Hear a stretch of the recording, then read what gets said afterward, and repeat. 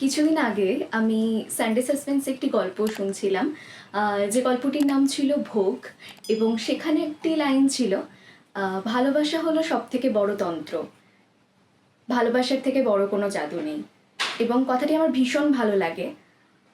আজকে সেই রকমই একটি বই নিয়ে কথা বলবো, যা শুধুমাত্র ভালোবাসার কথা বলে, কিন্তু সেই চিরাচরিত ভালোবাসা হয়তো নয় যেরকম আমরা মনে করি যে একটি ছেলে একটি মেয়ের প্রেমে পড়লো, কিংবা একটি মেয়ে একটি ছেলের প্রেমে পড়লো এবং সেই প্রেমটি পূর্ণতা পেল কিংবা অপূর্ণ থাকলো।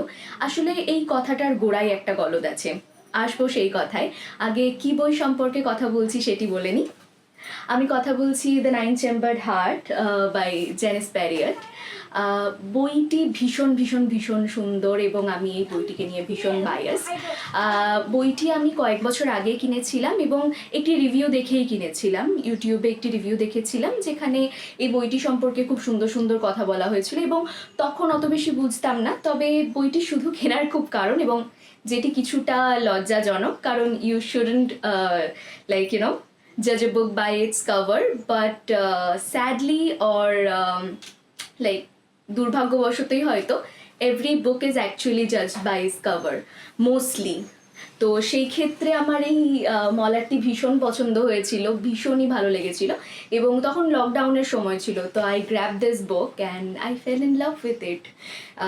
এই গল্পটির বইটিতে 9টি চ্যাপ্টার আছে এবং 9টি চ্যাপ্টারের মধ্যে একটি মেয়েকে 9 জন ভিন্ন ভিন্নভাবে ডিফাইন করেছেন এবং প্রত্যেকটি চ্যাপ্টার পড়ে আপনার মনে হবে যে এটি কমপ্লিটলি একটা অন্য মেয়ে। কারণ প্রথম চ্যাপ্টারের সাথে আপনি যখন দ্বিতীয় চ্যাপ্টারে যাবেন তখন খুব বেশি কিন্তু মিল পাবেন না, হয়তো কিছু ইনফরমেশনের মিল থাকবে যে মেয়েটি কোথায় থেকে পড়েছে এবং কোথায় থাকে, কিছু কিছু নেচার, কিন্তু প্রত্যেকটা গল্প সম্পূর্ণ আলাদা। আপনার মনে হবে যে হয়তো প্রত্যেকটা গল্পই অন্য কোনো মেয়েকে নিয়ে কথা বলছে, কিন্তু তা নয়। কথাই আছে না যে আমাদের জীবনে প্রত্যেকটা মানুষই আমাদেরকে যেভাবে জানে তার ব্যাখ্যা সম্পূর্ণ আলাদা।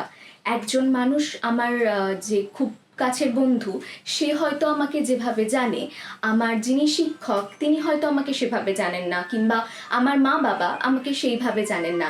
এবং সেটাই তো মানুষের ভিন্নতর স্বভাবের একটা নিদর্শন, যে প্রত্যেকটা মানুষের কাছে সম্পূর্ণ আলাদা এবং আমরা কিভাবে সেই সব মানুষদের ভালোবাসি, কীরকমভাবে ভালোবাসি, সেই ভালোবাসার ব্যাখ্যাটাও একে অন্যের থেকে সম্পূর্ণ আলাদা। তাই বইটি আমি যখন পড়ি আমার বইটি ভীষণ রকম ইউনিক লাগে এবং জেনিস প্যারিয়টের রাইটিং স্টাইল ভীষণ ভীষণ সুন্দর।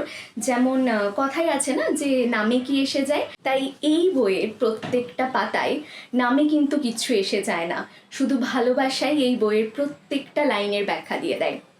এবং যে কথাটি বলছিলাম কিছুক্ষণ আগে, আমরা ভালোবাসায় যে পূর্ণতার কথা বলি, সেটা সবসময় কি হয়, কিংবা যখন কোনো গল্পের শেষে বিচ্ছেদ ঘটে কিংবা মিলন ঘটে না, কিংবা সেই মানুষটা একে অন্যের হয় না, তখন আমরা বলি যে গল্পটি অপূর্ণতার গল্প। কিন্তু সত্যি কথা বলতে তো এই কথাটাতেই একটা কন্ট্রাডিকশন আছে। পূর্ণতা তথাকথিতভাবে কাকে বলে সেটাই তো বড় জটিল বন্ধু, কারণ আমার মনে হয় না যে শেষ অবধি বিচ্ছেদ হলে সেই গল্পটা পূর্ণ নয়, কিংবা হঠাৎ একদিনের আলাপ হলে ভালোবাসাটার যদি মেয়াদ একদিন হয় তাহলে সেই ক্ষেত্রেও আমার মনে হয় না যে ভালোবাসাটাকে অপূর্ণ বলে চালিয়ে দেওয়া যায়।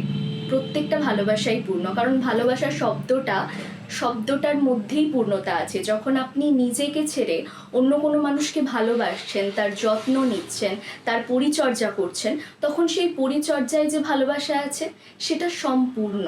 তার অন্য মানুষটা সেটার সাথে সেম রেসিপ্রোকেট করছে কিনা, কিংবা আপনাদের শেষ অবধি একে অপরের সাথে থাকা হচ্ছে কিনা, সেইটার উপর সেই ভালোবাসার পূর্ণতা কিংবা অপূর্ণতা নির্ভর করে না।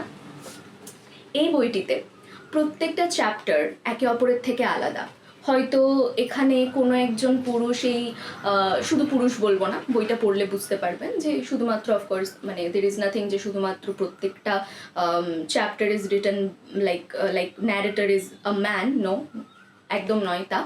তবে যদি বলি যে একজন ব্যক্তি এই মহিলাকে ভালোবাসছেন এবং সেই ভালোবাসার মেয়াদ কখনো সারা জীবন, আবার কখনো কিন্তু কিছুটা সময় শুধুমাত্র চোখের দেখা, কিন্তু সেই মুহূর্তেও ভালোবাসা ছিল। এবং যত সুন্দর কবিতার মতো করে একটা গল্প যদি লেখা যায় তাহলে এই বইটি একদম সর্বে সর্বা সেটা নিয়ে। কারণ প্রত্যেকটা ওয়ার্ড এত সুন্দর, এত beautifully the sentences are constructed.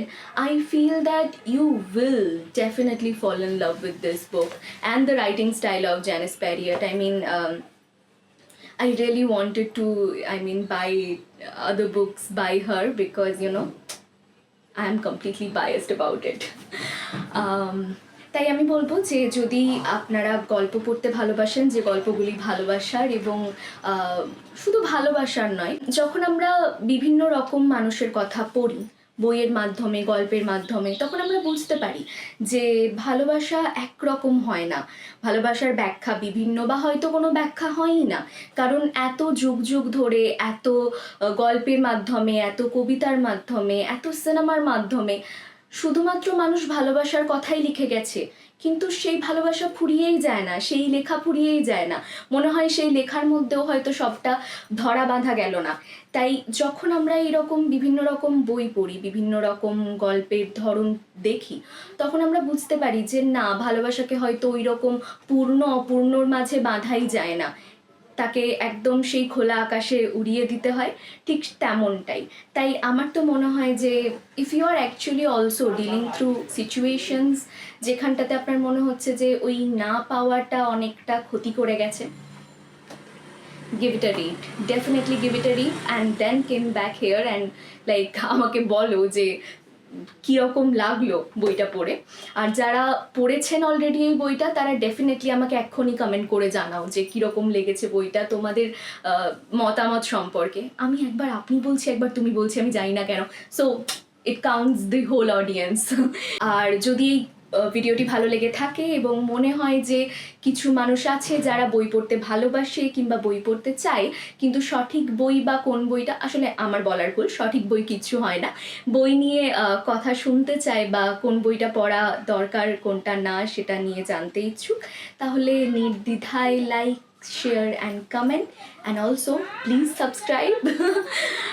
আমি আবার আসবো অন্য কোনো গল্প নিয়ে, কিংবা এই ভিডিওর পর, আমি কথা দিতে পারছি না কারণ আমার লেখা শেষ হয়নি, তবে এরপর একটি অডিও স্টোরি আসতে চলেছে খুব শীঘ্রই। আশা করব যে এই ভিডিওর পর সেই অডিও স্টোরিটিই আসবে চ্যানেলে। So please do subscribe and hit the bell icon so you will get notified every time I am on YouTube.